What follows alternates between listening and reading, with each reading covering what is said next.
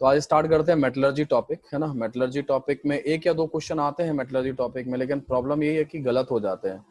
आने के बाद भी लोगों को गलत होते हैं। फंडामेंटली चीज़ें थोड़ी सी इंडस्ट्रियल प्रोसेस है, लगातार इम्प्रूव होता जाता है। बिकॉज इंडस्ट्री में यूज होगा तो ऑब्वियस सी बात है, लोग इसको लगातार क्या करेंगे, इम्प्रूव करेंगे। तो लगातार इम्प्रूव होने की वजह से क्या रहता है कि इसमें एडवांसमेंट लगातार चलता रहता है ना, इस तरीके रहता है। तो बेसिक प्रिंसिपल आपके पास है इस समय। बेसिक बातें जो है ना वो हम लोग यहाँ डिस्कस करते हैं, बाकी चीज़ें हम लोग आगे करेंगे। तो principle of isolation of metals में ये आपका एनसीईआरटी में एक तरह से नाम है, मेटलर्जी वैसे जनरल नाम कहते हैं। डेफिनेशन क्या है, डेफिनेशन जो है ना वो क्या कहती है, डेफिनेशन कहती है कि isolation of metals from ores in large scale in conveniently and economical way is called metallurgy. Isolation of metals from ores in the large scale conveniently and economical way is called metallurgy. ये metallurgy कहलाता है, ठीक है। तो large scale obvious सी बात है, industrial process है, और कन्वीनियंट होना चाहिए, इकोनॉमिकल होना चाहिए। कन्वीनियंट और इकोनॉमिकल का मतलब क्या है कि आसानी से आप उसे काम कर सकें, और इकोनॉमिक भी होना चाहिए। ऐसा नहीं जैसे मान लो एल्युमिनियम की आप मेटलर्जी कर रहे हो और आपने इतना कॉस्ट खर्च कर दिया, इतना पैसा खर्च कर दिया कि जब आप एल्युमिनियम को बाजार में बेचने गए तो आपने उसकी जो प्राइस, आपकी जो कॉस्ट पड़ रही थी जिसपे आपने मेटल एल्युमिनियम को जनरेट किया, वो गोल्ड के बराबर हो गई। ऐसा नहीं चाहोगे, है ना, ठीक है, इस तरीके से। तो ऐसा कॉस्ट नहीं आना चाहिए, तो इस तरीके से रहता है। अब बात करते हैं मिनरल्स की, है ना। एक मिनरल्स एक टर्म होता है, क्या होता है, कहते हैं these are the substances present in the earth crust in which metals are present. Minerals क्या होते हैं अर्थ क्रस्ट में जिनमें मेटल्स प्रेजेंट होता है, अर्थ क्रस्ट में जिनमें मेटल्स प्रेजेंट होता है, उन सब्सटेंसेस को हम लोग क्या कहते हैं, मिनरल्स कहते हैं, है ना, ठीक है। तो अब कहते हैं इसमें कुछ पॉइंट्स हैं। Silicates and aluminates are two most abundant substances present in the earth crust, but to isolate metal from these become uneconomical. Therefore these substances are not used to extract metal. समझे, मतलब ये कहता है कि वैसे देखा जाए तो सिलिकेट्स और एल्यूमिनेट्स जो है ना, सिलिकेट्स और एल्यूमिनेट्स क्या होते हैं, सिलिकेट्स और एल्यूमिनेट जो है ना वो मोस्ट कैसे रहते हैं, सिलिकेट्स एल्यूमिनेट जो है ना मोस्ट अबंडेंट सब्सटेंसेस हैं किसके, अर्थ क्रस्ट में, है ना। अर्थ क्रस्ट में मोस्ट अबंडेंट सब्सटेंस है ना, जो अर्थ क्रस्ट में पाए जाते हैं।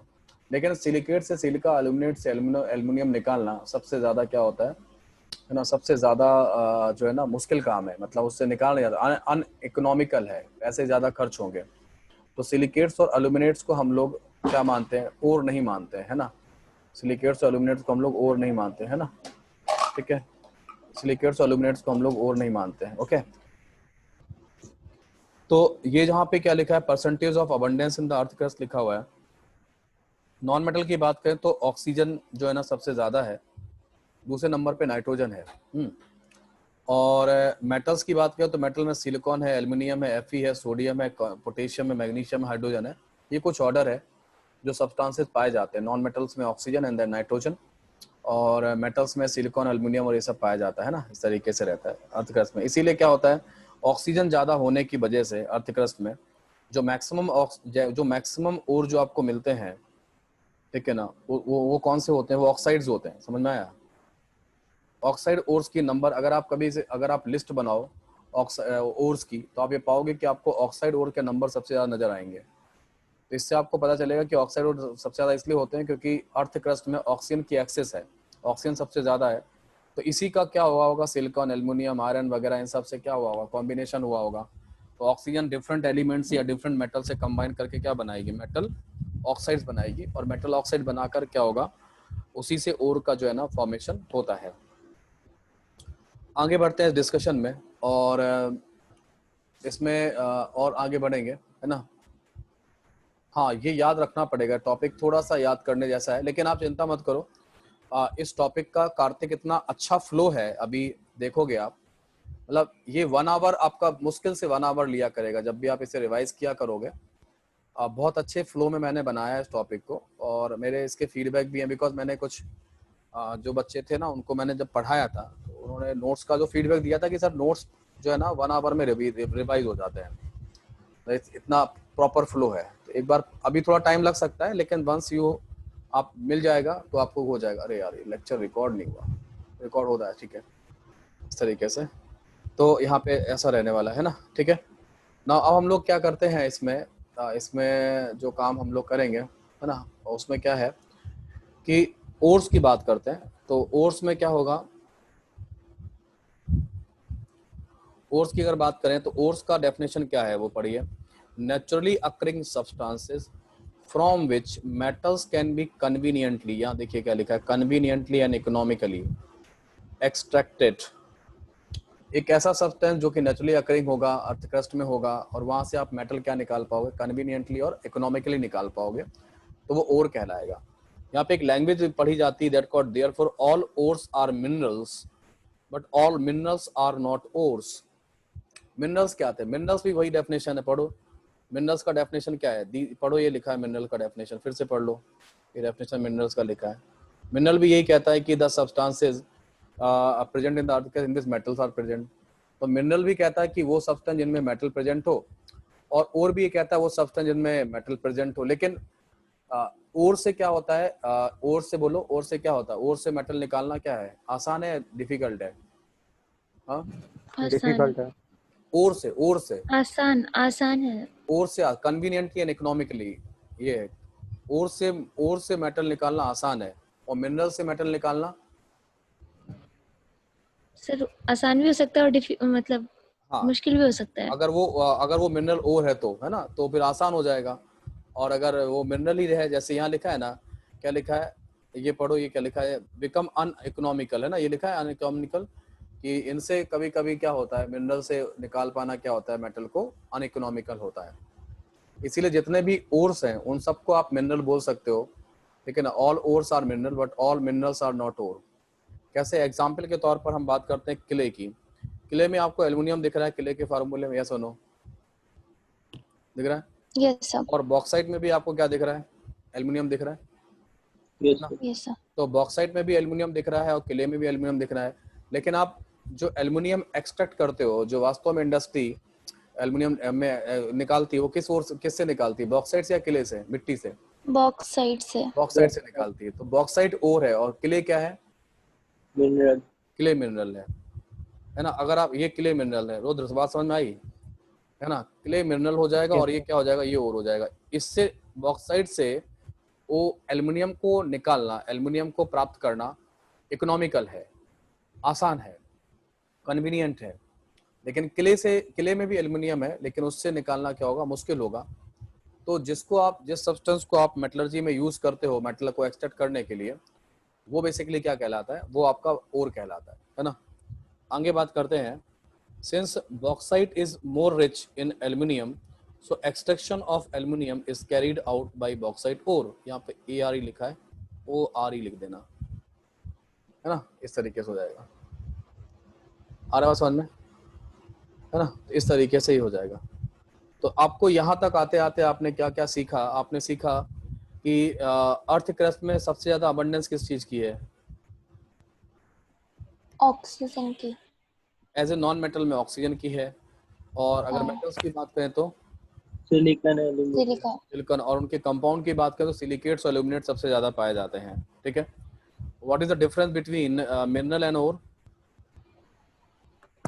सर और इकोनॉमिकली और कन्वीनियंटली एक्सट्रैक्टेड हो सकता है, मिनरल वो भी सकता है, नहीं भी हो सकता है, तो वो थ्रू, मिनरल जिससे आप कह हो सकते हैं सकता है थ्रू, वो हो रहता है। हाँ, through ores we can extract metal conveniently and economically, and but from all minerals we cannot extract metal conveniently and economically. Therefore all ores become mineral, are mineral, but all minerals are not ores. Example किसका दे सकते हो, clay और bauxite का famous example आप दे सकते हो, ठीक है।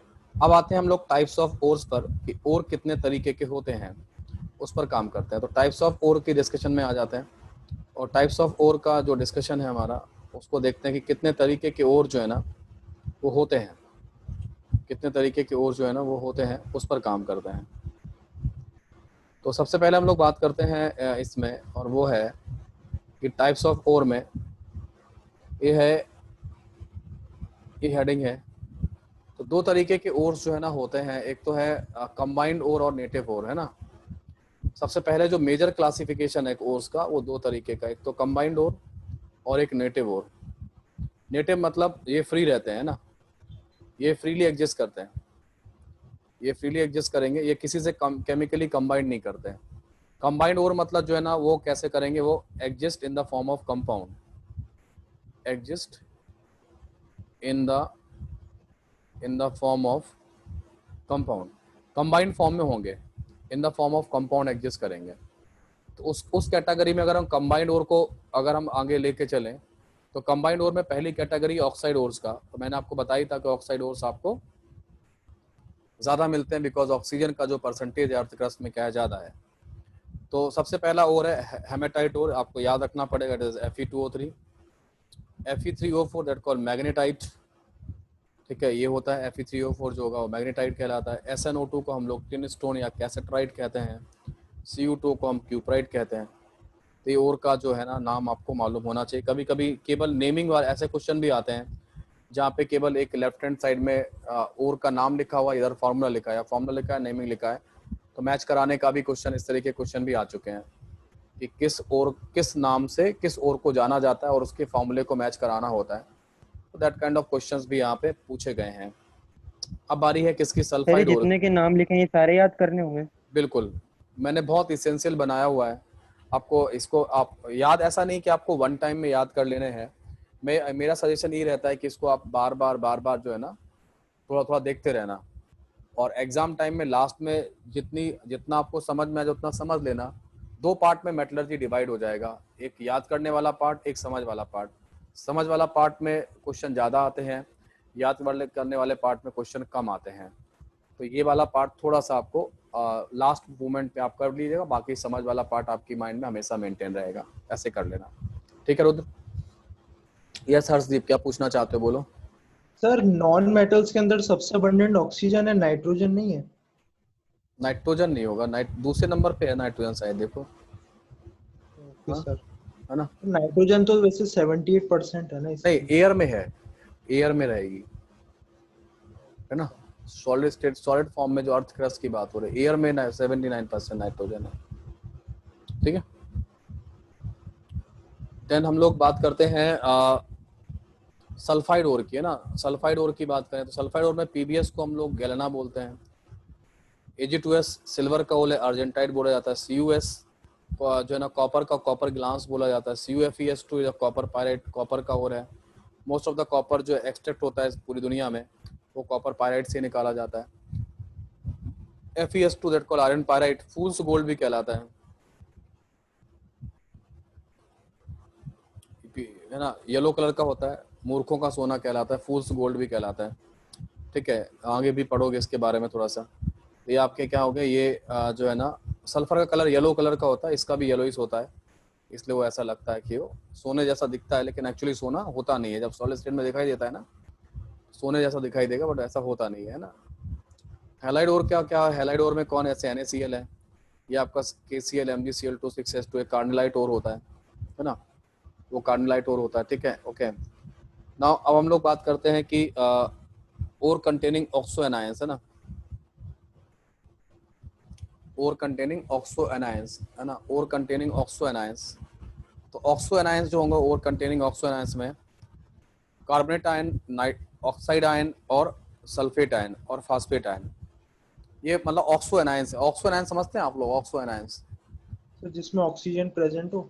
नहीं, ऑक्सी एसिड के एनायंस, जैसे ऑक्सी एसिड जो होते हैं ना, जो ऑक्साइड को वाटर में, जैसे CO2 को वाटर में डिसॉल्व करोगे तो what you will get H2CO3। तो ये तो ऑक्साइड है, और उस ऑक्साइड को पानी में डिसॉल्व करने के बाद जो एसिड बनता है वो ऑक्सी एसिड कहलाता है। जस्ट बहुत सिंपल लैंग्वेज बताई है, लेकिन थोड़ा अलग है। मैंने पी ब्लॉक में भी पढ़ाया हुआ है, पी ब्लॉक के लेक्चर्स में भी ऑक्सी एसिड के बारे में बताया हुआ है, कभी टाइम मिले तो देखना ऑक्सी एसिड का लेक्चर है ना, किस तरीके से ये रहेगा।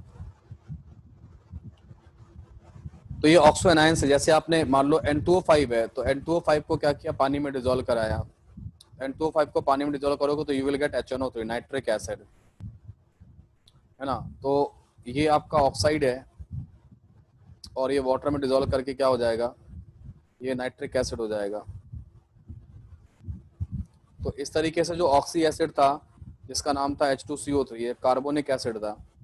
अब इसका जो एनायन है CO3 2 नेगेटिव, ये इसको हम लोग बोलेंगे ऑक्सो एनायन, और ये जो है ना ये ऑक्सी एसिड है। आया बात समझ में ना? जैसे HNO3 है तो HNO3 तो हमारा क्या है, HNO3 हमारा ऑक्सी एसिड है, और इसका जो एनायन है वो क्या है, NO3 माइनस आयन है, वो क्या है, वो ऑक्सो एनायन है। इस तरीके से तो कार्बोनेट और जो होगा वो क्या होगा, CaCO3 MgCO3, ये डोलोमाइट और है।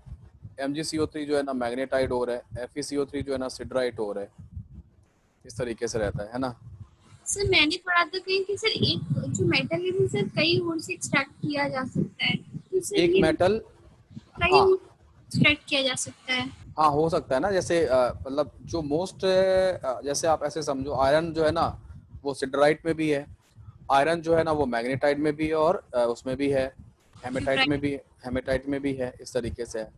लेकिन एक्चुअली क्या होता है कि जहाँ कहीं ऐसा ऐसे कुछ एरियाज हो सकते हैं जहाँ से आप टनों में, मतलब जब आप बहुत सारा पत्थर के फॉर्म में ओर्स को जब निकालोगे, है ना, तो हो सकता है कुछ एरियाज ऐसे हो जहाँ हेमेटाइट ज़्यादा हो और मैग्नेटाइट कम मिले, कुछ ऐसे जो मैग्नेटाइट ज़्यादा मिले हेमेटाइट कम मिले, कुछ में हो सकता है कि सिडराइट भी हो। तो बेसिकली मिक्सचर मिलता है ना। और मैं इवन इवन जब मैं आयरन की मेटलर्जी कराता हूँ तो मैं पूरा लेता हूँ, मतलब मैं आयरन की मेटलर्जी में ऐसा नहीं कहता हूँ कि मैं केवल एक मेटलर्जी से पढ़ाऊँगा, है ना। मैं मैंने आयरन की मेटलर्जी जो की है इसीलिए इंडस्ट्रियल प्रोसेस को ध्यान में रखते हुए मैंने क्या किया, आयरन की मेटलर्जी जब मैं पढ़ाऊंगा आपको, देखो मैं यहाँ पे सबका लिखा, देखो पढ़ो यहाँ पे, देख रहे हो आप पूरा, यस सर। Fe2O3 भी है, Fe3O4 भी है, FeCO3 भी है, Fe2O3.3H2O भी है, सब कुछ है। बस यहाँ पे क्या नहीं है, FeS2 नहीं है ना। आयरन पायरेट नहीं है, वो भी आयरन का ही ओर है, क्योंकि उससे थोड़ा सा उसको अवॉइड किया जाता है। क्यों अवॉइड किया जाता है? क्योंकि सल्फर जो होता है ना उसमें वो आयरन को ब्रिटल बनाता है। ये मैंने यहाँ लिखा हुआ है, पढ़ो क्या लिखा है। Iron is not extracted from the iron pyrite because iron obtained from this high iron होता है सर, रुको ब्रिटेन। एक मिनट रुको, ये आ रहा है, एक मिनट मैं इसको सही करूंगा ना, हाँ ये आ गया। सो क्या कह रहा है, high sulphur content due to which brittleness of the iron increases, पे किया जाता है ना। ठीक है, ठीक है अंशिका। हाँ तो कुछ ऐसा ही है बेसिकली, हमें मिक्सचर मिलता है, ऐसा नहीं है। ठीक है, हाँ ये बात सही है कि ज्यादातर लोग जो आपको पढ़ाते हैं वो हेमेटाइट और मैग्नेटाइट ओर से पढ़ाते हैं, बट मैंने जो किया है, मैंने कोशिश की है, मैंने सबको लेके साथ में काम किया हुआ है। ऐसा कुछ है, बहुत ही सिस्टमेटिक नोट्स हैं, आप देखते जाना, अच्छा है, इससे हो जाएगा काम, है ना। मेरे पास इसका अच्छा फीडबैक है सबका बच्चों का, तो अभी हो जाएगा, चिंता मत करो ना। अब हम लोग बात कर, हाँ हाँ हेल्प करेगा ये क्या, सर, ये नोट सीबीएसई में भी हेल्प कर देंगे ना? 100% कर देगा, 100% कर देगा, CBSE में भी हेल्प करेगा आपकी, है ना। और सिस्टमेटिक है, और जब आप इसको बार बार इसको अप्लाई करोगे अपने उसमें क्वेश्चंस वगैरह में जब अप्लाई करेंगे तो अपने आप ही चीज़ें और अच्छी होती चली जाएंगी जब अप्लाई करोगे। ठीक है, तो सीक्वेंस ही मेन है, मैं तो कोशिश यही करता हूँ चीज़ें काफ़ी सीक्वेंस में रहें। इनऑर्गेनिक और ऑर्गेनिक में मैंने यही कोशिश की है कि चीज़ों को सीक्वेंस बना रहे ताकि कम काम में, बिकॉज इनका कोई बाउंड्री नहीं है, थ्योरेटिकल साइंस इनका कोई बाउंड्री नहीं है। तो हमारा एक लिमिटेड टाइम में क्या हो जाए, एक लिमिटेड टाइम में हमारा पूरा का पूरा करिकुलम डिज़ाइन हो जाए, समझे। तो वो एक मेन पार्ट है, इसीलिए कोशिश यही की गई चीज़ों को सिस्टमेटिक करूँ मैं, है ना। यहाँ से कुछ लेके जरूर जाओगे, अगर आप पढ़ोगे ना इन नोट्स को तो आपको कुछ जरूर मिलेगा, ये पक्की है। मतलब आप, ऐसा नहीं हो सकता कि आपको बिल्कुल एग्जाम में जाओ और आपको कुछ ना कर पाओ, इसमें ऐसा पॉसिबल नहीं है, ये आपको पे करेगा। नेक्स्ट है, आगे बढ़ते हैं, इसमें नाइट्रेट ओर की बात करते हैं। नाइट्रेट ओर क्या होता है, KNO3 और that called Indian salt Peter इसका नाम है, आप जानते हैं पोटेशियम नाइट्रेट नाम है वैसे तो। Sodium nitrate actually salt Peter, इसके बारे में आपको बता देते हैं। इंडियन सॉल्ट पीटर का मतलब है बेसिकली, केमिस्ट्री ये कहती है कि जितने भी नाइट्रेट होते हैं, केमिस्ट्री में एक लैंग्वेज है, आजकल मैं सॉल्ट से पढ़ा भी रहा हूँ, कि all nitrates are water soluble. तो अगर आपको नाइट्रेट चाहिए है, समझे, नाइट्रेट चाहिए तो आपको पानी के अंदर ही मिलेंगे, पानी के बाहर तो नहीं मिल सकते, क्योंकि वो कैसे कंपाउंड है बोलो, मतलब नाइट्रेट, वाटर सॉल्ट। नाइट्रेट को भगवान ने कहाँ रखा हुआ है, नाइट्रेट पाना है तो कहाँ जाना पड़ेगा? पानी में। पानी में जाना पड़ेगा ना। और इसीलिए नाइट्रेट का जो एक्सट्रैक्शन होता है मोस्टली सी वाटर से होता है। कहाँ से होता है? हाँ, सी वाटर, water। क्योंकि मिनरल्स बहुत सारे वहाँ पे बनेंगे तो सी वाटर से मोस्टली एक्सट्रैक्शन होता है। लेकिन अब भगवान ने ऐसा किया कि जहाँ लोगों को पोटेशियम नाइट्रेट या नाइट्रेट जो सब्सटेंस थे उनको उन्हें सॉलिड स्टेट में देना था, उन्होंने क्या किया, ऐसी जगह पे उनको रखा वहाँ पानी गायब कर दिया। पानी गायब कहाँ रहता है? पानी गायब रेगिस्तान में रहता है। तो रेगिस्तान की जो मिट्टी होती है ना उसमें KNO3 और NaNO3 पाया जाता है। तो इंडियन सॉल्ट पीटर जो है ना वो हमारे इंडिया के जो रेगिस्तान है उनमें मिलेगा। और चिली सॉल्ट पीटर जो है ना I think it is 400 kilometre या 450 किलोमीटर को डेजर्ट बोलते हैं, काफ़ी बड़ा रेगिस्तान है चिली कंट्री में। तो उसमें जो पाया जाता है वो क्या पाया जाता है? वो NaNO3 पाया जाता है and that's why it is called Chile saltpetre. ठीक है, तो ये कुछ इसके बारे में कुछ है। हमारे यहाँ KNO3 पाया जाता है और चिली में जो है ना वो NaNO3 पाया जाता है, इसलिए वो इंडियन सॉल्ट पीटर और चिली सॉल्ट पीटर उसका नाम है। डन। नेक्स्ट आगे बढ़ते हैं इसके केस में और आगे करेंगे। फिर है हमारे सल्फाइट ओर, सल्फेट ओर होना चाहिए यहाँ पे, यहाँ स्पेलिंग मिस्टेक है, यू शुड राइट सल्फेट। इसीलिए मैं कह रहा हूँ कि आप लोग अगर प्रिंट आउट निकाल लेंगे तो बेटर रहेगा। सल्फेट ओर तो आप साथ साथ करते जाएंगे। वैसे मैं ये जो हैंड रिटन नोट्स हैं वो भी मैं डेली के डेली आपको प्रोवाइड करा दूंगा, ऐसा कोई दिक्कत नहीं है ना, या लास्ट में दे दूंगा, जैसा भी है मैं करता जाऊंगा इसको। तो MgSO4 क्या होगा? ये इप्सम सॉल्ट कहलाता है। फॉर्मूला का इप्सम सॉल्ट का भी पूछा जा चुका है, ये आ चुका है एग्जाम के अंदर, इप्सम सॉल्ट क्या होता है। और CaSO4.2H2 that called gypsum and एक और भी कंपाउंड होता है CaSO4.12H2O, क्या कहलाता है ये पता है किसी को? That called POP, plaster of Paris, है ना। एस ब्लॉक की NCERT में एस ब्लॉक में पढ़ाते हैं हम लोग। तो CaSO4.2H2 is called gypsum and CaSO4.12H2 that called क्या वो कहलाता है क्या? POP, plaster of Paris. जो आपके घरों में POP वगैरह होती है वो यही होती है। और जो प्लास्टर वगैरह जब किसी की हड्डी वगैरह टूट जाती है तो उस पर जो प्लास्टर चढ़ता है वो भी इसी का ही चढ़ता है। देन लास्ट है एप्सम सॉल्ट क्या होती है? इप्सम सॉल्ट MgSO4.7H2 का फॉर्मूला है। इप्सम सॉल्ट बोला जाता है। इसका नेमिंग इप्सम क्यों दिया यार, ये थोड़ा मुझे कंफर्म नहीं है कि वाई इट इज इप्सम, है ना। इप्सम और जिप्सम जो है ना यही नाम है इनके। ठीक है, सो फॉस्फोराइड जो है ना वो क्या होता है? Ca3PO4, ये फास्फोरस कंटेंट होता है। एपेटाइट रॉक जो बोन्स वगैरह होती हैं, एनिमल्स बोन्स हैं, हमारे बोन्स हैं, उनमें पाया जाता है, दैट कॉल एपेटाइट रॉक कहलाता है ना। जीवाश्म जिनको बोलते हैं हिंदी में, उनमें ये पाया जाता है। फास्फोरस कंटेंट जो होता है वो यहाँ से, फास्फोरस जो बनाया जाता है वाइट फास्फोरस है या P4O10 वगैरह जो बनाते हैं वो इसी से बनाते हैं, फास्फोराइड से बनाते हैं। पी ब्लॉक में मैंने पढ़ाया हुआ है इसको, है ना, दे रखा है लेक्चर। Fe3O4 और MgCO3 दोनों को ही मैग्नेटाइट बोलेंगे। मैग्ने नहीं, ये यार गलत लिखा है, ये मैग्नेसाइट होगा एक्चुअली। MgCO3 जो है ना, MgCO3 मैग्नेसाइट, 1 से मिनट है ना, मैग्नेटाइट और मैग्नेसाइट होता है। 1 मिनट रुकना, 1 मिनट मुझे देना, 1 मिनट। ये है देखो, ये कलर देखो कितना अच्छा सा दिख रहा है। ये मैग्नेसाइट ही है ना, MgC दिख रहा है, MgCO3 ये दिख रहा है ना सर। यही मार्बल क्या? हाँ, मार्बल जैसा ही है यार, ये बात सही कह रहे हो। मार्बल जो है ना, कैल्शियम कार्बोनेट और मैग्नीशियम कार्बोनेट जो होते हैं ना, ये मार्बल्स ही हैं, मैग्नेसाइट। तो NaCl जैसा भी दिख रहा है येलो में। इसका येलोइश नहीं, हाँ वो येलोइश मार्बल होगा। मार्बल तो कॉम्बिनेशन अलग अलग आ जाते हैं, इम्प्योरिटीज वगैरह का भी कलर होता है कभी कभी, है ना, उस तरीके से। ये मैग्नेसाइट ही है ना, मैग्नीशियम कार्बोनेट है। ठीक है, सिर्फ मैग्नेसाइट, वहाँ पे मैं चेंज करता हूँ लैंग्वेज, है ना।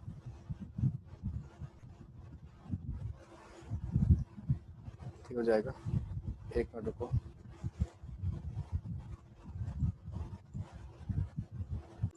ठीक है, तो सबने कर लिया। मैंने नेक्स्ट यहाँ पे ब्लू पेन से कर दिया सब मैग्नेसाइट, नॉट द मैग्नेटाइट, है ना। मैग्नेटाइट क्या होगा, कौन सा और है बोलो? मैग्नेटाइट जो होता है कौन सा होता है, वो कौन सा होता है? वो Fe2, Fe3, Fe3O4 होता है। मैग्नेसाइट जो होता है वो कौन सा होता है? वो जो होगा वो कौन सा होगा? MgCO3। हाँ वो FeCO3 हो जाएगा, ठीक है, डन। ना अब हम लोग डिस्कशन करते हैं और वो है इसके लिए नेटिव ओर की बात कर लेते हैं। नेटिव ओर वो होते हैं जो कंबाइन यार नहीं वो होते। तो सही था Fe3O4 वाला तो हाँ वो मैं सही था, शायद हाँ नहीं, वो तो सही था, यहाँ गलत होता। Fe3O4 is called magnetite and यहाँ पर भी क्या हुआ था, यहाँ पर भी मैग्नेटाइट ही लिखा है ना, देखो ना यहाँ भी स्पेलिंग क्या लिखी है, मैग्नेटाइट। मैग्नेटाइट ये लिखी अपने है। को इसको क्या लिखना है, मैग्नेसाइट करना है, यस सर। तो टाइप गलत हो गया होगा वहाँ पे, टाइपिंग मिस्टेक है, ठीक है। अब बात करते हैं नेटिव ओर की।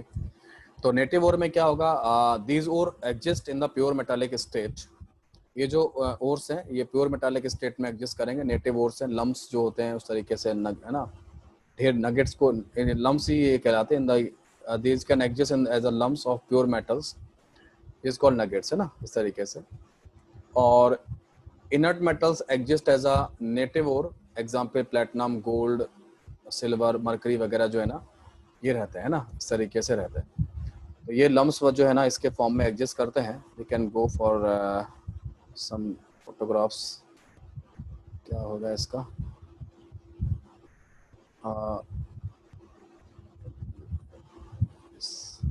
फोटो से अच्छा समझ आ जाता है। हाँ थोड़ा देखते चलते हैं, अच्छे मतलब वैसी साइंस है ना, lumps of gold.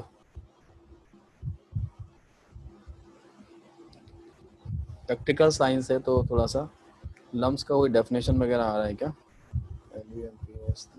Lumps of gold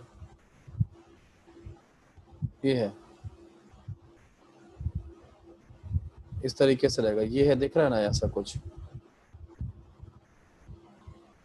ये ढेर जो है ना इनको इस फॉर्म में रहता है गोल्ड, है ना, ये रहेगा ऐसा, ये सर गोल्ड का। जब उसको निकालते हैं खुदाई करके तो वो तो मिट्टी हाँ जैसा होता है। मिट्टी जैसा होता है, दैट गोल्ड इज कॉल्ड, दो तरीके के गोल्ड हमारे को एग्जिस्ट करते हैं, दैट कॉल्ड वीन गोल्ड कहलाता है ना, वीन लेकिन गोल्ड। वो वाला प्योर होता है सर। हाँ मतलब वीन गोल्ड है।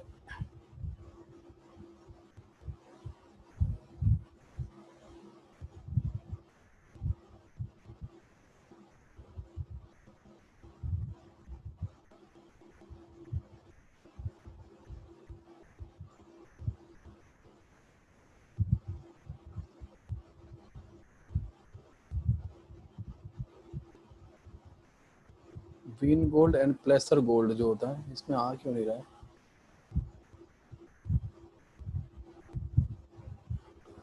इमेजेस पे जाके आ जाएगा सर, वो फोटो आएगी। VIN वीन गोल्ड, ये आ गया, वीन का स्पेलिंग जा रहा था, ये है वीन गोल्ड।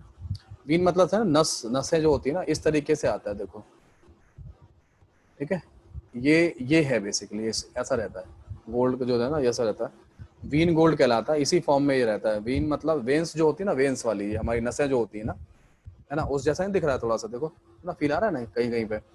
हाँ सर। हाँ right. That call veins, veins gold, कैसा वीन्स जैसा भी आप बोले, वीन गोल्ड जो है ना इसी फॉर्म में रहता है। सर गोल्ड सर की मेटलर्जी मैं पढ़ाऊंगा, आप चिंता मत करिए, है ना।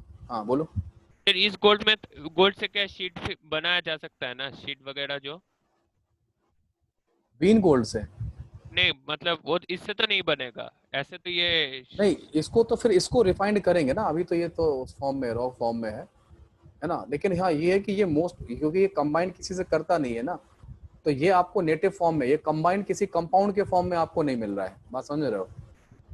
ये गोल्ड AU है तो AU ही है, AU के साथ कुछ और नहीं है, इम्प्योरिटीज होंगी, है ना, लेकिन वो इम्प्योरिटीज केमिकली कंबाइंड नहीं होंगी, फिजिकली कंबाइंड होंगी, है ना। हाँ हाँ हमारे तो पास समझ में? इससे तो शीट वगैरह नहीं बना सकते हम लोग। हाँ इससे नहीं बना सकते, ऑब्वियस सी बात है। बाद में उसका वो मेलेबिलिटी और डक्टिबिलिटी जो है ना, डक्टिलिटी जो है ना वो बढ़ाई जाएगी, उसके बाद आप कर पाओगे, है ना। गोल्ड के तार बनाने के लिए, है ना, या गोल्ड का फॉइल वगैरह बनाने के लिए, क्योंकि ये चार्जर वगैरह में यूज करते हैं ना गोल्ड फॉइल वगैरह, है ना, तो हाँ इसके लिए यूज होगा इस तरीके से ना। तो ये वहाँ पे रदरफोर्ड मॉडल में भी कहा जाता है कि भाई जो है ना ये मेलेबिलिटी ज़्यादा होने की वजह से वो गोल्ड फाइल तैयार की थी उसने, उसी में उसने बम्बार्डिंग की थी, है ना, इसलिए पूछा जाता है। आगे बात समझ में। एक और भी गोल्ड होता है, that gold is called प्लेसर gold, प्लेसर gold, है ना, प्लेसर डिपॉजिट या गोल्ड ये मतलब थोड़ा सा लो क्वालिटी गोल्ड है, प्लेशर गोल्ड जो है ना,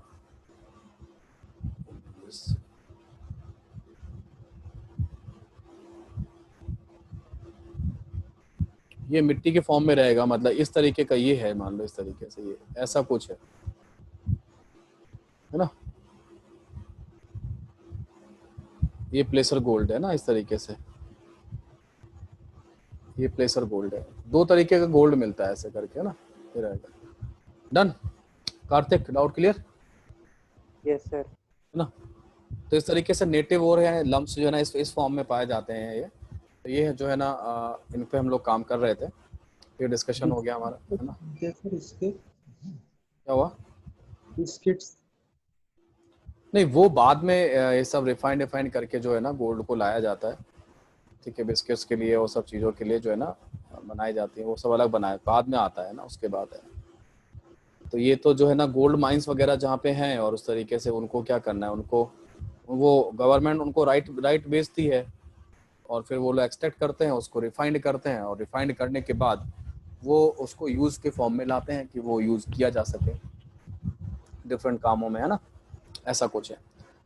तो मैं आगे बढ़ूँ, नेटिव और समझ में आ गया सबको, है ना, इस तरीके से।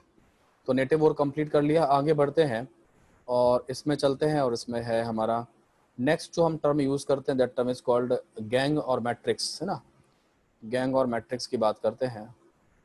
तो ये गैंग है, गैंग या मैट्रिक्स, है ना। तो गैंग बेसिकली इम्प्योरिटी को बोलते हैं, मैट्रिक्स भी इम्प्योरिटी का पार्ट है।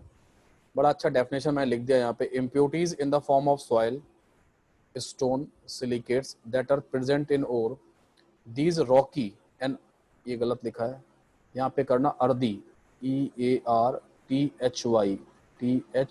अर्दी, अर्दी मतलब धरती से आने वाला है ना, वो वाली है, ठीक है। Earthy impurities are called gangue और मैट्रिक्स, मिट्टी से आने वाली जो इम्प्योरिटीज है। रॉकी मतलब चट्टान के जैसी, है ना, ठीक है, कंकड़ पत्थर है, और अर्दी इम्प्योरिटीज जो है ना इस तरीके से। तो कह रहा है impurity in the form of soil, stone, silicates are present in the ores, these rocky and earthy impurities are called gangue और मैट्रिक्स, है ना, ऐसा रहता है। इनको गैंग या मैट्रिक्स लैंग्वेज बोला जाता है, गैंग या मैट्रिक्स। तो जैसे यहाँ पे आप, एक होता है टर्म चार्ज, समझे। तो चार्ज की अपनी अपनी डेफिनेशन है। चार्ज अगर आप इलेक्ट्रोस्टैटिक में पढ़ोगे तो आपका वो प्लस और माइनस चार्ज है, ठीक है, उसको चार्ज बोलते हैं, ठीक है। मेटलर्जी में जो चार्ज है वो क्या है, जो मिक्सचर आप बनाते हैं ना, मेटलर्जिकल मिक्सचर जो बनाते हैं फर्नेस में जो डालते हैं, मिक्सचर बना के जो जिसकी मेटलर्जी आप कर रहे होते हो, है ना, उसको हम चार्ज बोलते हैं, ठीक है। और अगर आप वैसे चलोगे बैंकिंग लैंग्वेज में तो भी वो चार्ज आता है, मतलब ये होता है कि कहीं से लोन लोगे तो चार्ज आपके ऊपर लग जाता है, दैट कॉल चार्ज, कितने चार्जेस लगे वो हो जाएगा, ठीक है ना। पुलिस की लैंग्वेज में भी यही है कि उन्होंने कौन सा चार्ज आपके ऊपर लगाया, धोखाधड़ी क्या, कौन सा धारा लगाया। तो चार्ज का अपना अपना अलग अलग मीनिंग है ना। तो इस तरीके से यहाँ पे थोड़ा थोड़ा चीज़ें डिफरेंट है, तो ऐसा कुछ रहेगा। चार्ज जो शब्द है वो डिफरेंट है, सबके लिए अलग अलग होता है। तो यहाँ पे चार्ज का मतलब है मेटलर्जिकल मिक्सचर, लैंग्वेज थोड़ा सा अलग है, तो मैं आपको खैर वो चीज़ें बताता रहूँगा, उसके लिए कोई दिक्कत नहीं है। अब ये कहता है कि एसिडिक इम्प्योरिटीज, एसिडिक इम्प्योरिटीज मतलब एसिडिक ऑक्साइड, ऑब्वियस सी बात है, जैसे SiO2 और P4O10। तो आप लोग जानते हैं कि एसिडिक इम्प्योरिटीज मतलब एसिडिक ऑक्साइड होंगी यहाँ पे। और एसिडिक ऑक्साइड किन के होते हैं, एसिडिक ऑक्साइड किन के होते हैं, नॉन मेटल्स ऑक्साइड होते हैं। नॉन मेटल ऑक्साइड जो है ना वो क्या होंगे, वो एसिडिक नेचर के होते हैं, ठीक है। बेसिक इम्प्योरिटीज कौन होंगे, बेसिक ऑक्साइड होंगे। बेसिक ऑक्साइड किसके होते हैं, Fe, Mn, TiO2, ये सब मेनली होते हैं। और क्या हमारी क्लास में सबको पता है कि जो मेटल के ऑक्साइड्स होते हैं वो कैसे होते हैं, बोलो। बेसिक होता है। बेसिक नेचर होते हैं। नॉन मेटल के ऑक्साइड कैसे होते हैं, एसिडिक नेचर के होते हैं। तो अगर कोई नॉन मेटल का वहाँ पे इम्प्योरिटी है ऑक्साइड के फॉर्म में, और ऑक्साइड के फॉर्म में इम्प्योरिटी मिल सकता है, आप जानते हैं, क्योंकि अर्थ क्रस्ट में ऑक्सीजन का अबंडेंस कैसा है, ठीक ठाक है, ठीक ठाक परसेंटेज में ऑक्सीजन प्रेजेंट है। तो आपको ऑक्साइड इम्प्योरिटीज भी, ऑक्साइड और भी मिलेंगे, तो ऑक्साइड इम्प्योरिटीज भी मिलने के चांस वहाँ पे ज़्यादा रहते हैं, ठीक है ना। अब हम लोग डिस्कशन में लाते हैं इसके लिए कि जो है ना एक नया टर्म हमारा आता है। यहाँ तक कोई दिक्कत नहीं, किसी कुछ डाउट तो नहीं है भाई? हाँ, कोई कुछ पूछना चाह रहा है? किसी को कुछ पूछना है? सब कुछ क्लियर? SCR सुपर क्लियर सबको? हाँ सबको ठीक है, कोई दिक्कत नहीं है ना। ओके जो फ्लक्स है वो क्या होगा, an additional substance adding during metallurgy in the smelting step, reduction of metal to remove impurities is called flux, है ना, ये रहेगा। तो फ्लक्स भी एक इम्पॉर्टेंट टर्म है मेटलर्जी के लिए, बड़ा ही इम्पोर्टेंट है फ्लक्स जो है ना, इसके बगैर मेटलर्जी नहीं हो सकती, इस फ्लक्स की वजह बगैर। होता क्या है कि जो फ्लक्स है, फ्लक्स को हमें मेटलर्जिकल स्टेप में मिलाना पड़ता है। कब मिलाना पड़ता है, स्मेल्टिंग स्टेप एक होता है, स्मेल्टिंग एक होता है, स्मेल्टिंग स्टेप, ये देख रहे हैं आप लोग, यहाँ पे स्टार मार्क कर रहा हूँ मैं, स्मेल्टिंग स्टेप है ना। स्मेल्टिंग स्टेप को कहते हैं मेल्टिंग प्लस रिडक्शन, है ना, जहाँ पे मेटल वास्तव में जस्ट मिलने वाला होता है आपको मॉल्टन स्टेट में, है ना, लिक्विड के फॉर्म में आपको मेटल मिलने वाला होता है जिस स्टेज पे जाके, उसी स्टेज पे आपको क्या करना होता है, फ्लक्स मिलाना पड़ता है ना। तो फ्लक्स क्या है, an additional substance adding during metallurgy, reduction of metal to remove impurities is called flux. Impurities को यहाँ पे निकालना पड़ता है। तो इम्प्योरिटीज क्या होती है, जब आप मेटलर्जी कर रहे होते हो तो इसमें एक मिनट रुकना, यहाँ पे हम लोग बात कर रहे थे किसकी, इसकी बात करते हैं, फ्लक्स की बात कर रहे थे, है ना।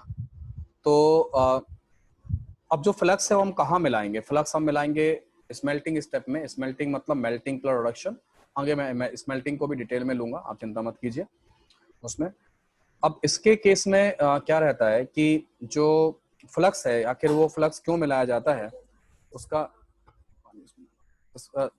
ठीक है, उसमें क्यों मिलाया जाता है उसके हम लोग बात करते हैं। और उसका जो रीजन है वो क्या है, उसका जो रीजन है वो ये है कि जो हमारी इम्प्योरिटीज होती हैं, कभी कभी ऐसी इम्प्योरिटीज, जैसे मान लो कैल्शियम ऑक्साइड की बात करें और इसकी बात कर लेते हैं, ऐसी इम्प्योरिटीज है हमारी, यार ये इम्प्योरिटीज मेल्ट ही नहीं करती हैं, समझ रहे हो।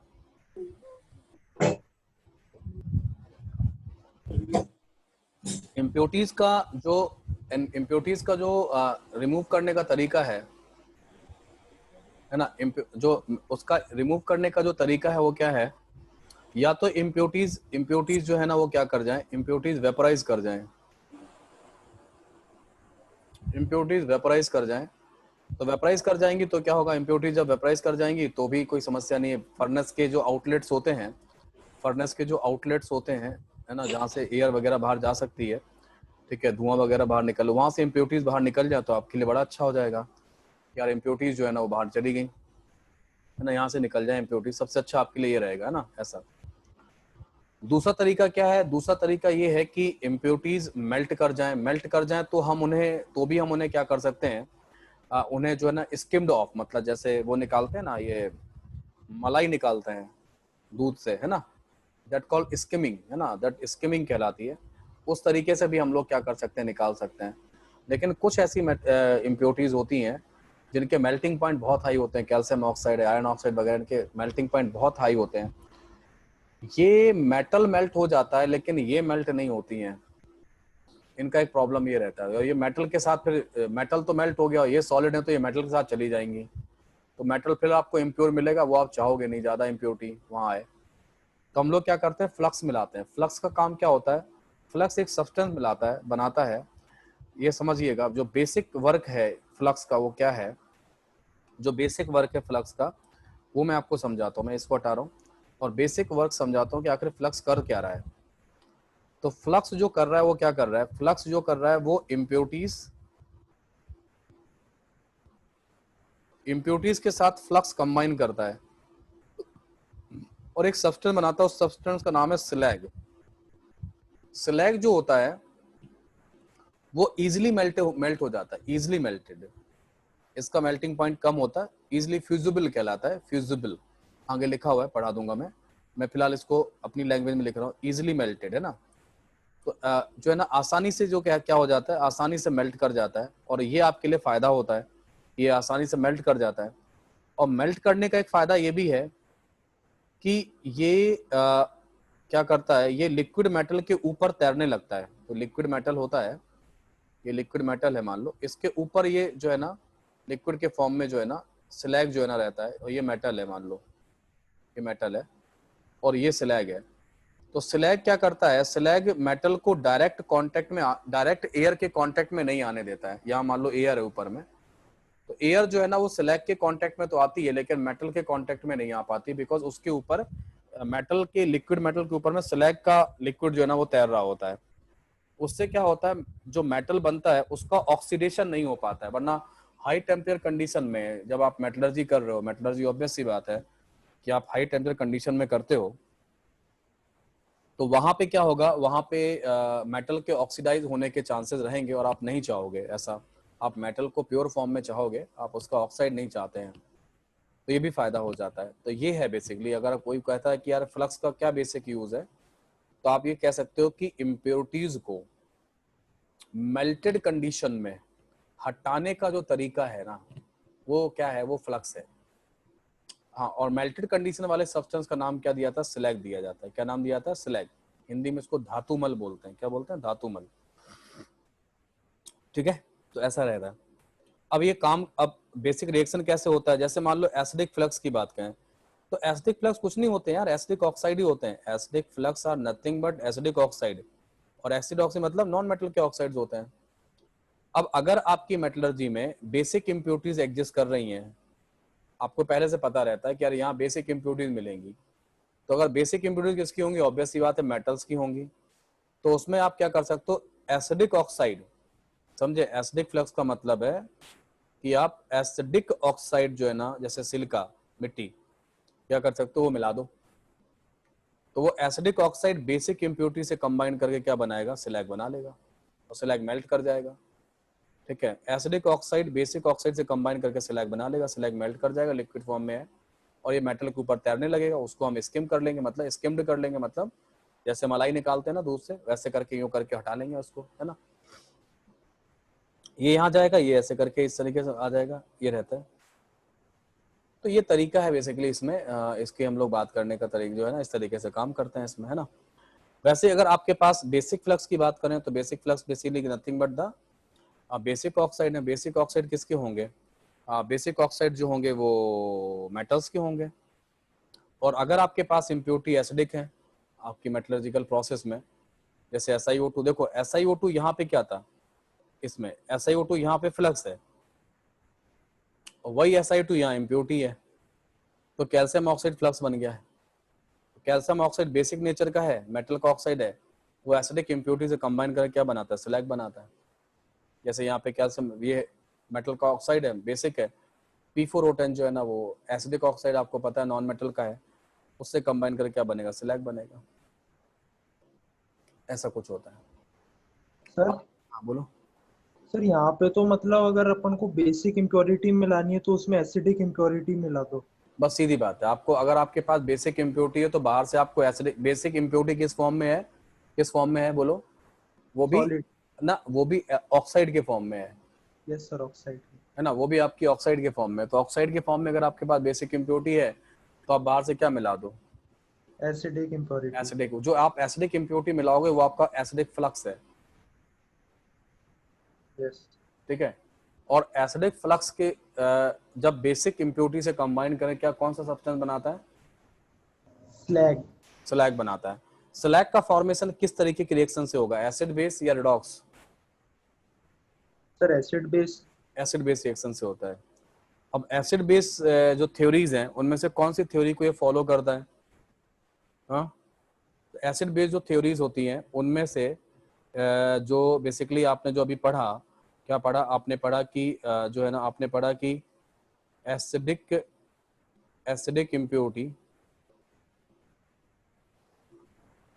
प्लस बेसिक फ्लक्स मिलके क्या बनाएगा, स्लैग बनाएगा।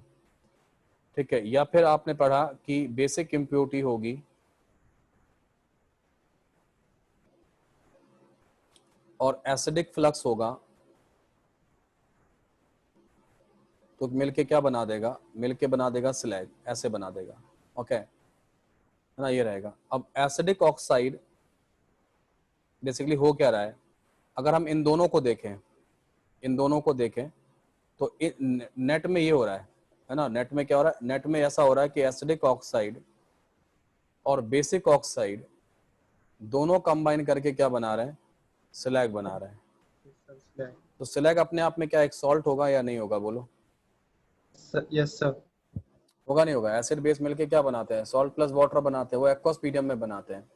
अगर एक्वस मीडियम पानी नहीं है तो एसिडिक ऑक्साइड बेसिक ऑक्साइड मिलके सॉल्ट बनाएगा, है ना, सॉल्ट बनता है। और वो सॉल्ट कैसा होता है, एनहाइड्रस होता है, ड्राई कंडीशन में होता है ना, उस तरीके में, या मेल्टेड कंडीशन में होगा, एक्वस मीडियम में नहीं होगा। आ रहा है बात समझ में? इस तरीके से जैसे आप ऐसे समझो कि अगर मैं आपसे कहूँ कि मेरे पास H2CO3 का सोल्यूशन है और इसमें आप NaOH मिलाइए तो क्या बना दोगे,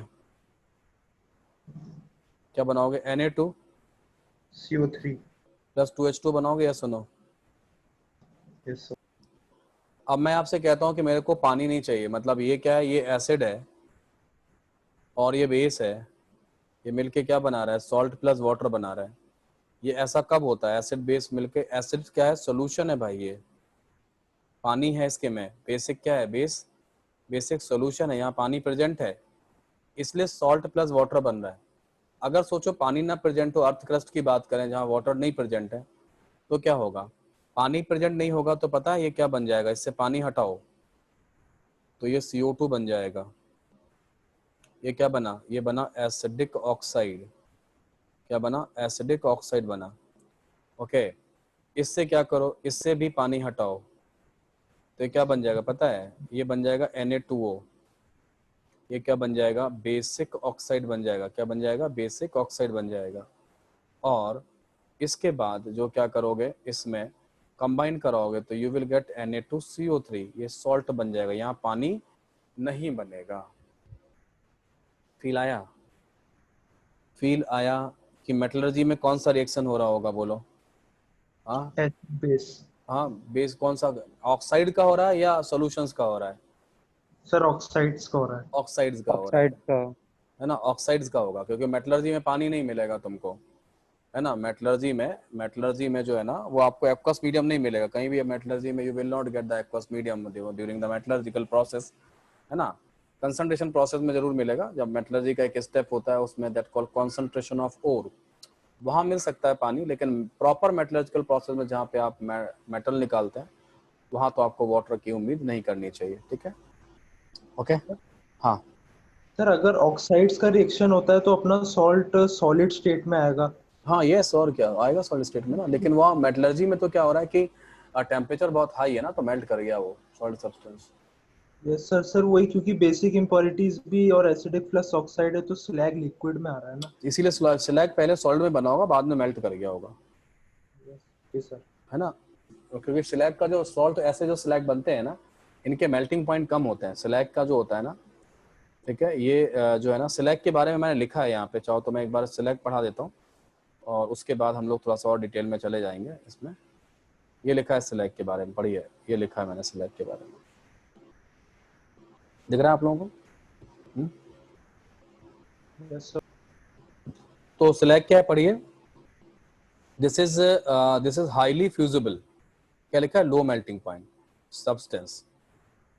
it will exist in liquid state in the metallurgy, being lighter, हल्का होने की वजह से, it will floats on the surface of मॉल्टन metal and prevent oxidation of metal by air. जो मैंने बोला था ना, ऊपर तैरता रहेगा। तो इसका एक फायदा ये होता है कि ये ऑक्सीडेशन से बचा लेता है मेटल को, वरना क्या होगा कि मेटल में जो ना ऑक्साइड्स के बबल बन जाते हैं, है ना, वो आप नहीं चाहोगे कि मेटल प्लस मेटल ऑक्साइड नहीं चाहिए अपने को, केवल मेटल चाहिए, है ना। तो वो क्या करते हैं कि after removal of slag we will get the molten metal, चलेगा। अब मैंने यहाँ पे कुछ और लिखा है, जैसे CaSi, तो कैल्शियम सिलिकेट, ये सी अगर बनता है, ये बहुत सारा उसमें मिलता है, क्या आयरन की मेटलर्जी में आपको मिलेगा कैल्शियम सिलिकेट जो होता है, ये सीमेंट इंडस्ट्री को ट्रांसफर कर दिया जाता है।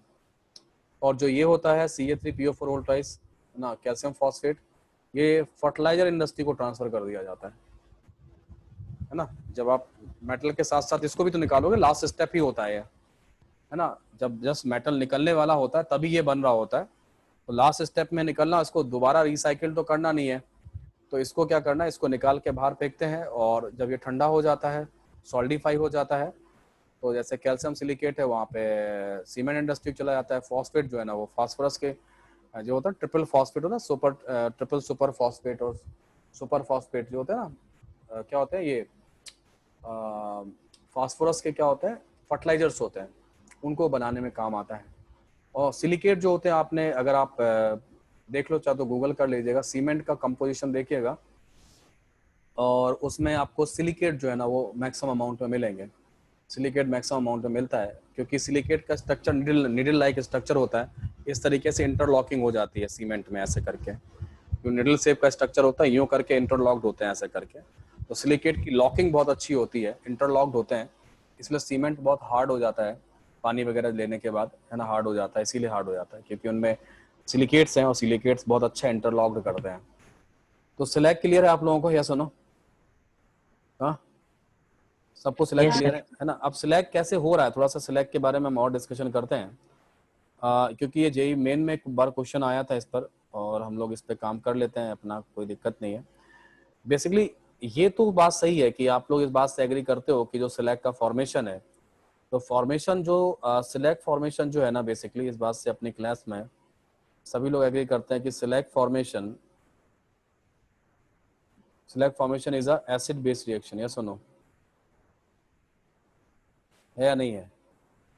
Yes sir. अब आपने एसिड बेस रिएक्शन कौन कौन सी पढ़ी है? आपने आयनिक इक्विलिब्रियम में पढ़ी होंगी, कौन कौन सी? आर्नियस थ्योरी पढ़ी है ना, लुईस एसिड बेस कॉन्सेप्ट पढ़ा होगा, और क्या पढ़ा है? ब्राउनस्टेड लाउरी ब्राउनस्टेड कॉन्सेप्ट पढ़ा हुआ। लेकिन ये सारी थ्योरीज जो है ना वो एक्वस मीडियम की थ्योरीज हैं, है ना। नॉन एक्वस मीडियम में एक थ्योरी पढ़ी जाती है, वो इनमें से कोई यहाँ पे नहीं लगेगी, and that theory is called lux flood definition. आपने बताई भी थी पहले। हाँ, मैंने बताया, या तुम लोगों को बताया था मैंने, lux flood definition of acid base. मैं थोड़ा बताता हूँ, आयनिक में भी बता देता हूँ, ठीक है। ये रहेगा मेनली जो है ना वो नॉन एक्वस मीडियम के लिए लोग सजेस्ट करते हैं कि आप नॉन एक्वस मीडियम में लगाइए इसको, और नॉन एक्वस मीडियम हमारा मेटलर्जी में, तो मेटलर्जी में तो बड़ा अच्छे से लगती है, बड़ा बहुत ज़्यादा मेटलर्जी में तो यूज़ है। मेटलर्जी बिना लक्स फ्लड डेफिनेशन के बताए हुए मेटलर्जी को नहीं पढ़ा सकता मैं। तो ये डेफिनेशन ये किसके रिस्पेक्ट में है? जैसे आर्नियस थ्योरी वाटर के रिस्पेक्ट में है, लाउरी ब्राउनस्टेड कॉन्सेप्ट प्रोटॉन कॉन्सेप्ट कहलाता है, एच आयन के रिस्पेक्ट में है, लुईस एसिड बेस जो कॉन्सेप्ट है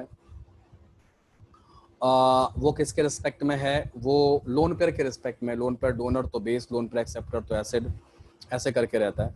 वैसे लक्स फ्लड डेफिनेशन जो है ना वो किसके रिस्पेक्ट में है? वो है विद रिस्पेक्ट, यानी तो ये जो है आपका लक्स फ्लड डेफिनेशन जो है ना वो किसके रिस्पेक्ट में है? वो डेफिनेशन जो है ना वो है with respect to oxide ion, ठीक है। ऑक्साइड आयन के रिस्पेक्ट में ये डेफिनेशन होती है, ठीक है। तो ऑक्साइड आयन जो होगा वो क्या होगा? इसमें क्या कहते हैं, ऑक्साइड आयन अगर डोनर होगा, समझे, इसमें कहा जाता है कि अगर हमारा ये कोई ऑक्साइड आयन डोनर सब्सटेंस है, ऑक्साइड आयन अगर कोई डोनर है तो वो बेस होगा इस डेफिनेशन के हिसाब से, ठीक है। और अगर कोई ऑक्साइड आयन एक्सेप्टर है, तो वो एसिड होगा इस डेफिनेशन के हिसाब से, ठीक है। चलो, है ना। तो ऑक्साइड आयन जो होगा वो क्या होगा? वो इस तरीके से रहेगा,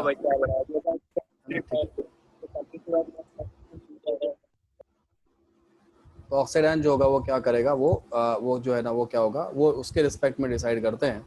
तो ऑक्साइड आयन डोनर जो है ना वो बेस होगा, ऑक्साइड आयन एक्सेप्टर जो होगा वो क्या होगा? वो एसिड हो जाता है। इस तरीके से यहाँ पे चलते हैं। तो हमारा कोई भी एक डेफिनेशन आप उठा के देख लीजिए, जो आपने कोई भी आपने रिएक्शन उठा के देख लो जो मैंने अभी आपको पढ़ाया है इसमें। जैसे ये वाला है, कौन सा ले लें? पहला ले लें, SiO2CO वाला, हाँ कोई ले लें इस तरीके से। तो इनमें से कोई एक डेफिनेशन अपन उठा लेते हैं और देखते हैं, रिएक्शन उठा लेते हैं कैसे होगा ये।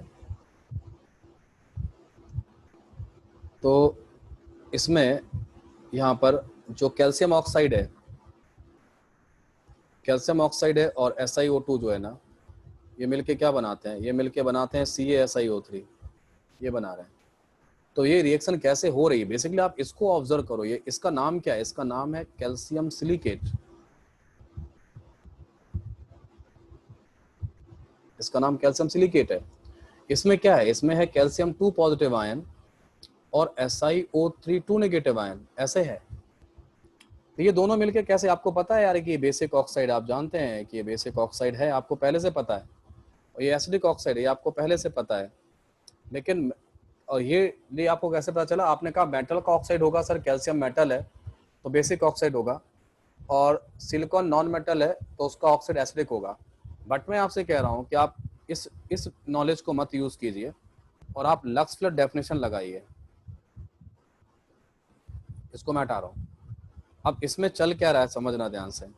इसमें चल ये रहा है कि इस सब्सटेंस ने क्या किया, ये जो था कैल्शियम, इसने एक ऑक्साइड भाग आयन जो है ना इसको दे दिया।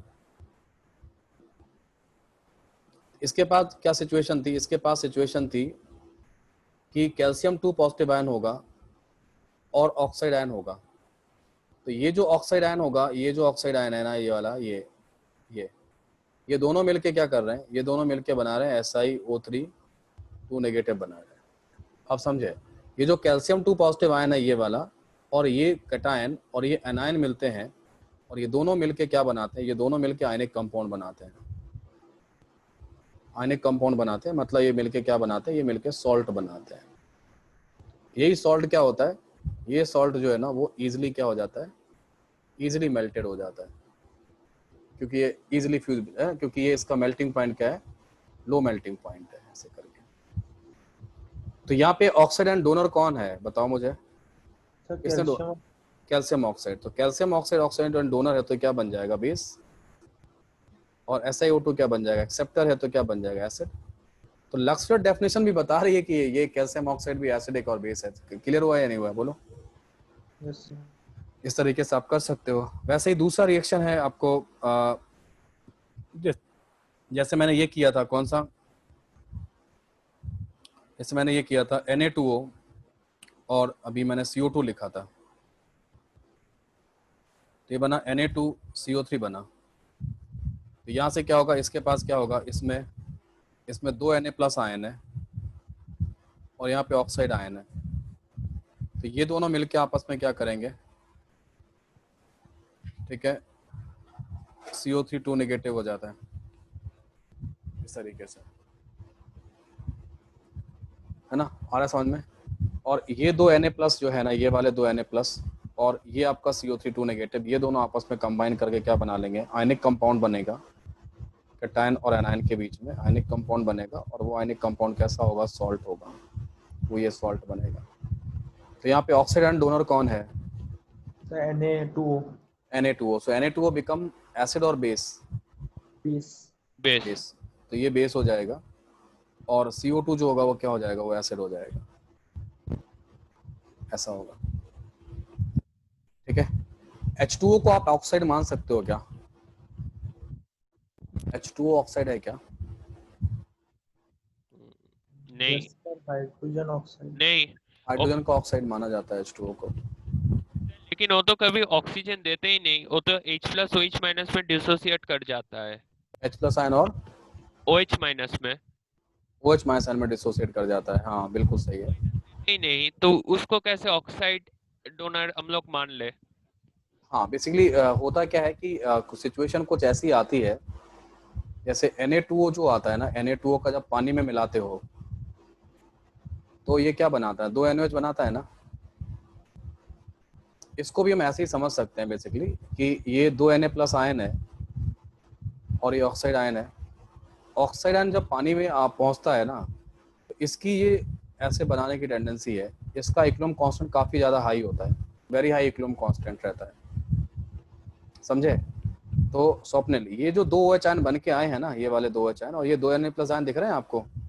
हाँ ये दोनों आपस में कंबाइन करेंगे ऐसे, इसी से NOH बनता है। हाँ this way we can understand कि कैसे Na2O मिलाने से NOH बना। हाँ। तो यहाँ पर ये जो Na2O है, हाँ एसिड का तरह काम किया, क्योंकि नहीं नहीं, ये ऑक्साइड एंड डोनर बना ना यार, इसने ऑक्साइड सबमिट किया। किसको सबमिट किया? की तरह काम करा, और H2O यहाँ पर एसिड की तरह काम करा। यस। अगर कोई ये आपको घुमाना चाहे तो आपसे वो बोले कि इस डेफिनेशन में यूज द लक्स डेफिनेशन, और ठीक है, तो उससे क्या होगा? लक्स डेफिनेशन का अगर देखा जाए तो फिर क्या होगा, है ना? इसके पॉइंट ऑफ व्यू से यहाँ पे H2O कैसा हो जाएगा बोलो? न्यूट्रल नहीं रहेगा। है ना। H2O क्या हो जाएगा बोलो? एसिडिक हो जाएगा। हाँ, H2O यहाँ पे एसिडिक हो जाएगा। अब जो जेई मेन में क्वेश्चन आया था उसमें तो ऑब्वियस था, वो मेटल और नॉन मेटल से लोगों ने कर लिया था, लेकिन ऐसे हो जाएगा। तो ये सारी चीजें जो है ना, मैंने जिसने मेरे ख्याल से अरुण था उस समय लेक्चर, अरुण है क्या अभी? हेलो सर ये तो समझने वाली ही चीज है। हाँ, ये समझ, अरुण है क्या अभी? हेलो, अरुण आज नहीं है क्लास में, तो वही था ये क्लास। याद नहीं रखनी मतलब। किसका? नहीं, आप चिंता मत करो, इनऑर्गेनिक केमिस्ट्री में 99% चीजें आपको याद नहीं रखनी पड़ेंगी। अगर आप मेरे लेक्चर बार बार देखोगे, पी ब्लॉक के लेक्चर जो 12th के स्टूडेंट हैं, आप देखो जाके, अल्टीमेट लेक्चर है, ये सब चीजें मैंने इतना डिटेल में बताया हुआ है। अभी मेरे को याद, क्योंकि मैं अभी पी ब्लॉक पढ़ा नहीं रहा हूँ, मेरे को इसका इक्विलिब्रियम कांस्टेंट भी की वैल्यू जो है ना, अब कहीं रखा होगा पी ब्लॉक का नोट्स, इसका इक्विलिब्रियम कांस्टेंट का वैल्यू भी दिया है मैंने उस लेक्चर्स में, तो बहुत डिटेल में ले गया हूँ। पी ब्लॉक के नोट्स जो है ना, जितने भी मैंने पढ़ाए हैं अभी तक, मैं जितना ही बना दिया है नोट्स, वो बहुत ही अल्टीमेट है और बहुत अच्छी अल्टीमेट इन्फॉर्मेशन है। ठीक है, इस तरीके से आ जाएगा ना, तो ये रहेगा, तो ये आप बना सकते हो। ठीक है, वो आप बना सकते हो। ठीक है, तो ये तो मेरे ख्याल से और ये लक्स का डेफिनेशन जरूरी है, मतलब यहाँ तो जरूरी है, मेटलर्जी में तो जरूरी है, वरना मेटलर्जी में तो आपका काम नहीं चलेगा, बिकॉज मेटलर्जी में तो ऐसे चलेगा। और मेटलर्जी की रिएक्शन बहुत आसान है, मैं आपको सिखा दूंगा, एक भी रिएक्शन आपको याद करने की जरूरत नहीं है। ठीक है सर ये 2OH माइनस बता दो सर एक बार ही कैसे। ये ऐसा ही है बेटा, ये इसकी हाइड्रोलिसिस हुई है, ये इसके पास गया, बना लो ना, एक ओ एटम ये, एक ओ एटम ये, दो एटम है, दो एच है, दो एच आयन, हो गया खत्म। Okay sir. Charge balance, atom balance है, देखो ध्यान से, यस सर। हो रहा है। तो इसको हम लोग कहते हैं, ये हमारा लक्स का डेफिनेशन है, इससे हम लोग एसिड बेस रिएक्शन जो है ना वो करते हैं, और इस तरीके से बन जाएगा, आपका काम हो जाएगा, कर लोगे। चलो आगे यूज करते रहेंगे आगे, क्योंकि बहुत ज्यादा यूज है, तो अपन कर। हेलो सर इनऑर्गेनिक का और एक क्वेश्चन पूछो आपसे। हाँ अभी बोलो ना, अभी इसका हो तो पूछो, नहीं तो फिर अभी मत पूछो, ठीक है, लास्ट में पूछ लूंगा। लास्ट में पूछ लेना ना, ठीक है। सो नेक्स्ट हम लोग बात करते हैं इसके लिए, और इसमें क्या कर सकते हैं इसके लिए, हाँ यहाँ पहुँचते हैं, और हमारा कौन सा टर्म बचा अभी, हाँ ये एक और बचा है पॉइंट, इसको भी डिस्कशन में लाते हैं। नेचुरल, अरे यार नेचुरल गलत लिखा है, इट इज न्यूट्रल था, ये स्पेलिंग मिस्टेक है यहाँ पे, दोनों जगह पे न्यूट्रल है, न्यूट्रल, न्यूट्रल फ्लक्स है ना, ये भी चेंज कर लिए, यहाँ भी न्यूट्रल है, इस जगह पे भी न्यूट्रल है। ठीक है, जिनका प्रिंट आउट निकाला हुआ है वो देख लीजिएगा, न्यूट्रल फ्लक्स है। तो न्यूट्रल फ्लक्स में क्या होता है, जैसे NaCl है, CaF2 है और Na3LF6 है ना, इस तरीके से ये न्यूट्रल फ्लक्स है, ये सॉल्ट होते हैं, ये ऑक्साइड्स वगैरह नहीं होते हैं, ये ऑक्साइड्स वगैरह नहीं होते हैं, तो इसलिए इनको क्या बोलते हैं, न्यूट्रल फ्लक्स बोलते हैं, है ना, इस तरीके से।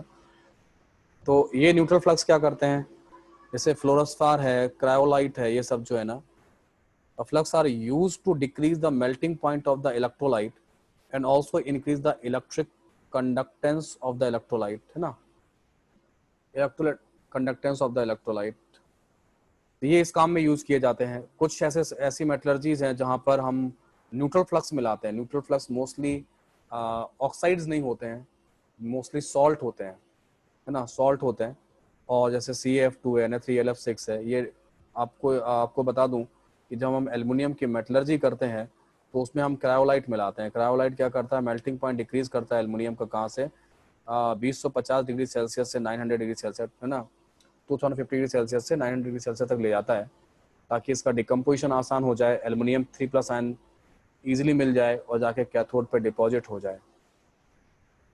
तो इनको हम लोग क्या बोलते हैं, इनको हम लोग न्यूट्रल फ्लक्स बोलते हैं। ठीक है, इनको हम लोग न्यूट्रल फ्लक्स बोलते हैं। And the last one is the call that call refractories. ये क्या होते हैं, रिफ्रैक्टरीज आर दो substances which are having high melting point and boiling point. These are also insulator of heat, MgO, CO और SiO2।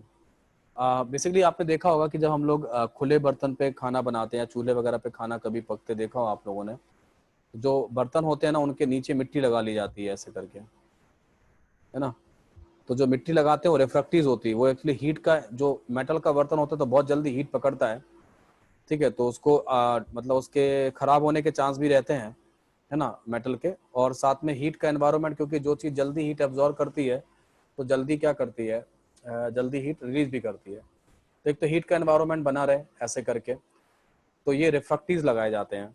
वैसे ही हम लोग क्या करते हैं कि जो फर्नेस की दीवारें होती हैं अंदर वाली, जहाँ पे हम लोग मेटलर्जी करनी होती है, उस फर्नेस की दीवारों पर अंदर की साइड में हम लोग क्या करते हैं, कुछ ऑक्साइड्स वगैरह का जो है ना लेप लगा देते हैं, ऐसे करके यहाँ पे करते हैं। तो जो ब्रिक्स होती हैं, मेटलर्जी की जो ब्रिक्स होती हैं, है ना, वो ब्रिक्स जो है ना क्या होता है ना, वो ब्रिक्स जो है ना, ताकि वो खराब ना हो, है ना, और हम लोग क्या करते हैं MgO, CaSiO2 जो है ना, इस तरह की चीज़ों को वहाँ पे लगा देते हैं, और उससे क्या होता है, मेटल जो एक तो हीट का एनवायरनमेंट, मेटल उसके हीट का एनवायरनमेंट जो है ना वो फर्नेस के दीवार के अंदर बना रहता है, और फर्नेस की दीवारें खराब भी नहीं होती हैं। और कभी कभी हम लोग ये भी ध्यान रखते हैं कि जैसे हमको मेटलर्जी ऐसी करनी जिसमें मान लो SiO2 की इम्प्योरिटी है। SiO2 अपने को पता है कि एसिडिक ऑक्साइड है। अब ये एसिडिक ऑक्साइड होगा तो क्या होगा, ये इनके कांटेक्ट में आके क्या करेगा, इनके कांटेक्ट में आके क्या कर सकता है, स्लैग बना सकता है। ऐसे करके भी हम लोग क्या करते हैं, इसको ध्यान रखते हैं ना, इस तरीके से। तो ये हमारा मेटलर्जी वाला जो पार्ट है वो इस तरीके से रहता है ना। तो यहाँ तक रखते हैं, सही जगह पहुँच गए हम लोग। नेक्स्ट क्लास में हम लोग क्या करेंगे, टाइप्स ऑफ मेटलर्जी से जो स्टार्टिंग करेंगे ना, ठीक है। मैं एक काम करूँगा अभी तो, चाहो तो आप चाहे डेली का डेली करना चाहें लेक्चर तो मैं डेली कर देता हूँ। वेबसाइट पर जो मेटलर्जी का सेक्शन मैं बना दूंगा, और जो लेक्चर आज रिकॉर्ड हुआ है ना, लेक्चर 1 करके मैं उसको वहाँ पुट कर देता हूँ। और नोट्स भी आपको जो है ना, कोशिश करूँगा कि आपको नोट्स भी जो है ना वो मिल जाए, है ना, उस तरीके से हो जाएगा। पिछले भी तो डाल रखे होंगे सर आपने? मेटलर्जी के? Yes sir. नहीं, मेटलर्जी नहीं पढ़ा है किसी को। मेटलर्जी रिकॉर्ड पहली बार रिकॉर्ड हो रहा है मेटलर्जी, है ना। मेटलर्जी जो रिकॉर्ड हो रहा है वो फर्स्ट टाइम रिकॉर्ड हो। तो इसलिए जो नोट्स मैं अभी दूंगा आप लोगों को, वो करेक्ट करके जहाँ पे स्पेलिंग मिस्टेक वगैरह जो है ना, वो सब भी चीज़ें क्लियर हो जाएंगी इस तरीके से ना। वो वाला पार्ट भी जो है ना आपका अच्छे से हो जाएगा, तो वो भी कर लेंगे, है ना। ये रहेंगे थोड़ा टाइपिंग एरर है, वो हैं, एक बार मैं भी एक बार करेक्ट करके फिर उसको भेज दूंगा इसको ऑपरेटर को, तो फाइनल करेक्शन कर देगा, अच्छा रहेगा, है ना, ठीक रहेगा। ठीक है, एंड करें क्लास? हाँ सर।